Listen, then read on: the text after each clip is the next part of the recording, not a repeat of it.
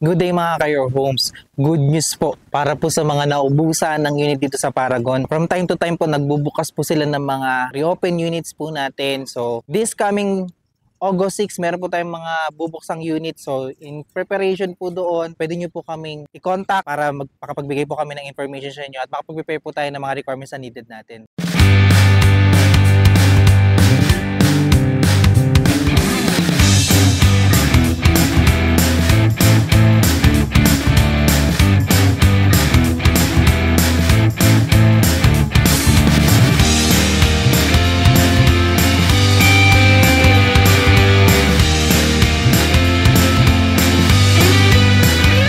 Dito po tayo ngayon sa Cabuco, 13 Martires, Cavite. And dito po sa video na to, i-feature po natin ang project po natin na si Paragon Village. Meron po tayo ditong 20 hectares. And at the same time po, malaking community po ito na murang mga townhouses. Yan po yung nakikita nyo sa likod ko. At kung mapapansin nyo po, napaka-affordable po nito na located dito sa 13. This is around 8,000 lamang po ang monthly kay Pag-ibig.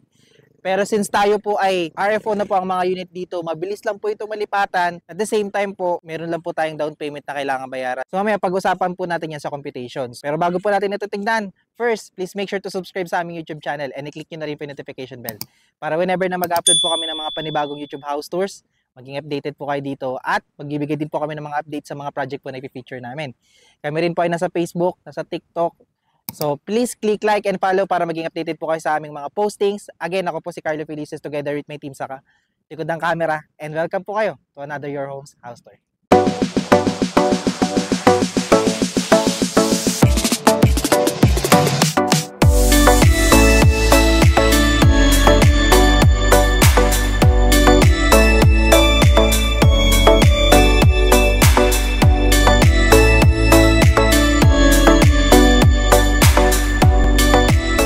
So again po, ang project po natin na ito ay located sa Cabuco, 13 Martires, Cavite at meron po itong 20 hectares and at the same time po kung mapapansin nyo, kompleto po ang ating amenities dito. Meron po tayong basketball court dyan. May clubhouse po tayo, makikita nyo po yan. And at the same time po, meron na po itong sariling tangke ng tubig. 24/7 din po ang ating security dito kaya safe na safe ang community. Malaki po ang project po na ito. So in case po meron po kayong plan na mag-business, maganda po ito. So ngayon po nakikita nyo po yung ating mga townhouse sa likod ko. Ito po ay merong typical lot area na 36 square meter at floor area na 44 square meters. So ang turnover po nito ay bare, kaya po murang-mura pa. At the same time, meron po tayong provision for 2 bedrooms sa second floor. Meron po tayo dining area, living area, kitchen area, may service area po tayo at may 1 toilet and bath po tayo. Napakasulit po at mura po ng unit po nito. In case po na gusto nyo ito for investment, pwede po ito dahil ito po ay along the highway lamang. Paglabas po natin dyan ng highway, papunta na po yan sa 13 proper po natin, nandun na po yung lahat ng kailangan natin sa pang-araw-araw. May SM po dun, may palengke, hospital, schools, at marami pang iba. Although meron na rin po malalapit po dyan paglabas po natin ng community po na ito. At the same time po, katabi lang po nito yung bagong Kapitolyo po natin ng 13. So, pwede nyo po itong tirahan, pwede nyo po itong paupahan. At nasa sa inyo po, no, pwede po natin ito pagandahin. Napaka-wise po nung pag-invest natin sa project po nito. Let's have a quick tour po ng ating unit para magkaroon po kayo ng idea kung ano po ang ating turnover. So, tara, tignan po natin ang unit. So again, tayo po dito ay 36 square meter ang ating lot area, pero in case po na meron kayong or gusto niyo po na mas malaking lot area, mag-aabang lang po tayo. Meron naman po tayo dyan mga end unit or corner unit. At i-check na lang po natin sa inventory yung mga available. So kung gusto niyo lang po ng mas malaking lot area. Pero ang ating typical lot area po dito is 36 square meter.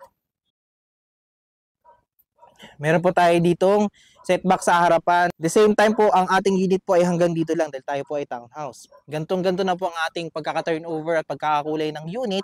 So, kaya po siya ay napakamura pa. Pero, napakaganda po nitong bihisan.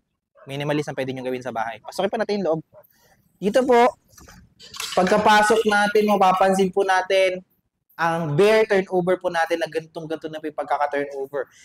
Plain cement finish po ang ating sahig, ang mga ceiling, ang walls, ganyan na ganyan po ang turnover natin. This is the space for our living area. Laki pa po ng space, no?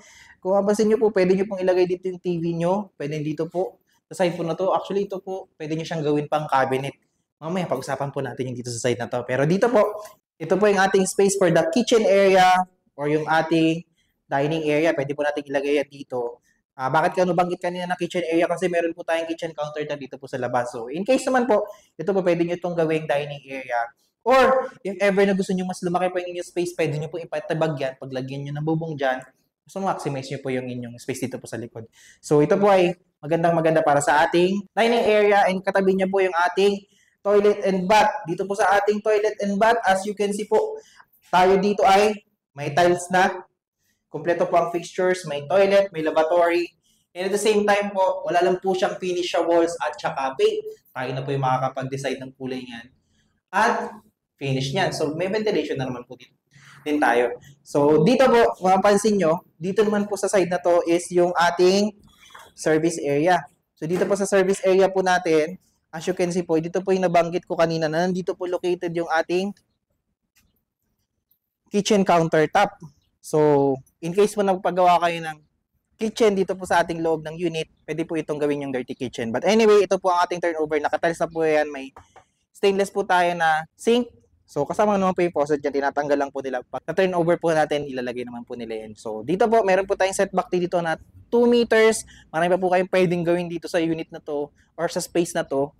And, pwede nyo po yung pabubungan or pa-extend. Depende po sa inyo. So, okay na okay pa rin po ang space po na ito. Ngayon, nakita po natin ang ating space for the ground floor. Check po natin yung second floor. Tara, dito po, meron tayong 3 steps para sa hagdanan. At kung mapapansin nyo po, wooden na po yung packet po natin. Tara. So, ayan, tamang-tama po yung laki ng ating hagdanan. Hindi po mahirap bipit ng gamit. And at the same time, ito po, meron pa tayo dito handrailing po na kahoy. Kasama po yung napaka-klase po nito. Lihain nyo lang po ito at lagyan nyo po ng varnish. Maganda na po yan. Dito po ang ating space for the second floor. And as you can see po, this is provision for 2 bedroom. So, wala lang po siyang ceiling. Ganyan na po yung pagkaka-turnover natin. Wala lang po siyang tiles. At hindi pa po painted ang wall. So, kayo na po yung makakapag-decide ng pagkaka-design po ng unit po na ito. Pero, ayan, as you can see po, may bintana po tayo dito sa harapan at may bintana po tayo sa likod. At okay na okay po yung space po na to. So, this is the actual turnover po ng ating unit dito sa Paragon. Sulit po siya sa presyo niya.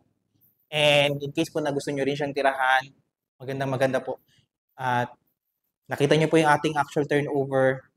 Papakita ko po yung design na pwede nyo pong gawin sa inyong bahay pag turnover sa inyo.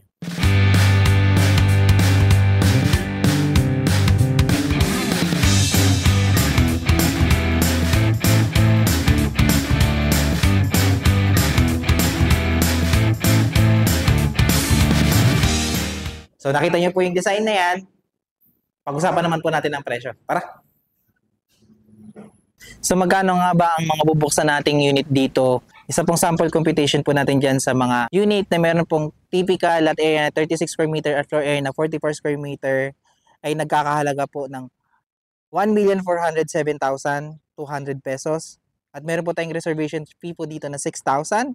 At the same time po, meron po tayong 6 months na down payment which is 19,533 pesos. Since ito po kasi ay RFO na at mabilis na lang po ito malipatan kaya 6 months na lang po yung ating maximum na down payment po dito. Anyway, pagkatapos po ng ating down payment, ang magiging monthly amortization naman po natin kay Pag-ibig ay 8,377 pesos. At meron po tayong required income po dito na 23,935 pesos lamang. Again, RFO na po ang mga units dito. So, they will require po yung complete requirements po natin. Pero sa ating pong requirements to reserve, yun lang po ay kasama po yung reservation fee po natin at yung mga initial requirements po natin which is yung 2 valid IDs, proof of income po natin, yung proof of income po natin, yung ating payslip or yung COEC. And at the same time po, yung proof of billing po natin, yung Meralco bill, water bill, or internet bill. I-discuss po namin sa inyo yung complete requirements na needed in order para ma-secure natin yung unit. Pero sa reservation, yun lang naman po muna. Pag-usapan po natin yan sa mga inquiry po ninyo. Kung gusto nyo pong magpa-tripping po sa amin sa unit po na ito, you can contact us sa number po na makikita nyo sa screen. At yan nandyan din po yung aming Facebook page.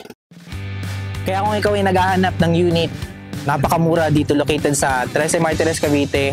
Located lamang to sa Kabuko. And at the same time, napakamura ng monthly kay Pag-ibig. I-check nyo na po ito, lalo na kung kayo po ay nag-aabang talaga nito at naubusan po kayo ng init. Ayan po, good news po yan sa mga gusto po makakuha ng unit dito po sa Paragon. Hindi po kayo nakasubscribe sa aming YouTube channel, please like, share, and subscribe na rin po para mag-update kayo sa mga i-feature po namin bahay. Again, maraming po salamat sa panonood at magandang araw.